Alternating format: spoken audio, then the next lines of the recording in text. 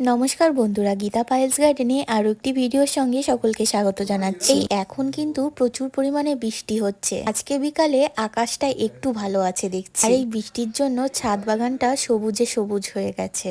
যেমন ভালো হচ্ছে তেমন কিন্তু ক্ষতিও হচ্ছে। এটা হচ্ছে আমাদের একটা সাদা রঙ্গন গাছ। তোমাদেরকে কয়েকটা ভালো টিপস দিই। টবে গাছ লাগানোর পর টবের মাটিতে যাতে আগাছা না হয় সেটা কিন্তু খেয়াল রাখবে, আর হলে সেগুলোকে কিন্তু তুলে ফেলবে। আর সবসময় চেষ্টা করবে টবের মাটি যেন পরিষ্কার থাকে।